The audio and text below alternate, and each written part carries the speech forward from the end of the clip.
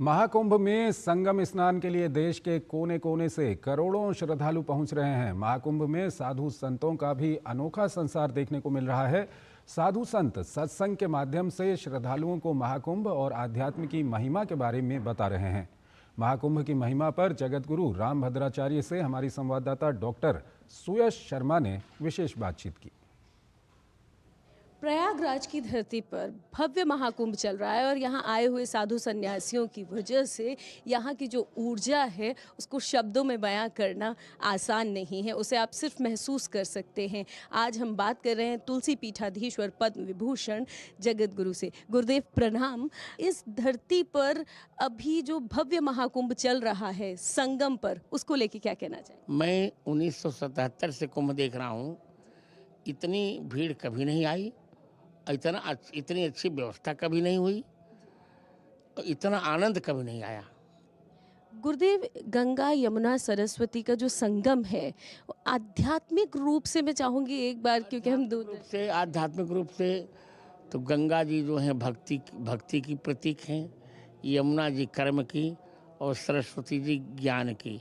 जहाँ ज्ञान भक्ति और कर्म तीनों का समन्वय हो जाता है, मिलन हो जाता है, वही तीर्थराज प्रयाग बन जाता है। ईड़ा ही गंगा जी हैं, पिंगला ही यमुना जी, सुषुम्ना जो है जो सरस्वती जी। तीनों का संगम हमारे मस्तक पर भी होता है।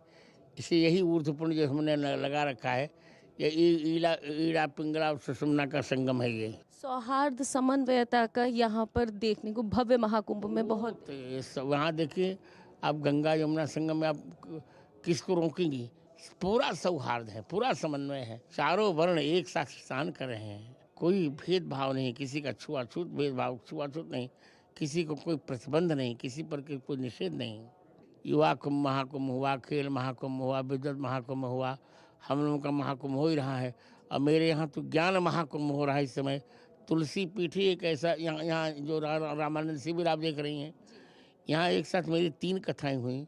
मैंने तो कह दिया है कि ऋग्वेद से लेकर हनुमान चालीसा पर्यंत किसी को कहीं भी सनातन धर्म में जिज्ञासा हो तो रामानंद शिविर में आए, उसका समाधान हम करेंगे। जो यूथ है, आज का युवा है, वो अध्यात्म की तरफ बढ़ रहा है और इसका सबसे बड़ा उदाहरण महाकुंभ में देखने को मिल रहा है, क्योंकि डिजिटल और आध्यात्म का जो संगम यहाँ है वो अद्भुत है।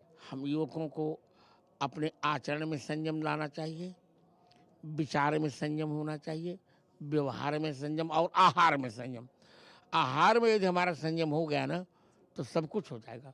बहुत बहुत धन्यवाद डीडी न्यूज़ से बात करने के लिए। तो हम बात कर रहे थे जगत गुरु रामभद्राचार्य जी से, जिन्होंने बताया कि युवाओं को आगे बढ़ना चाहिए और ये जो भव्य महाकुंभ है ये साधारण बात नहीं है, ये आगे जाकर भारत के लिए बहुत ही ज़्यादा लाभदायक होगा और जो विश्व गुरु भारत बनने वाला है यकीनन भारत होगा। साथ ही पूरे विश्व के लिए आध्यात्म और आधुनिकता का जो समन्वय इस भव्य महाकुंभ में देखने को मिल रहा है, ये बहुत बड़ी बात होगी। कैमरा पर्सन विनोद ओझा के साथ मैं डॉक्टर सुयश शर्मा, डीडी न्यूज़ प्रयागराज से।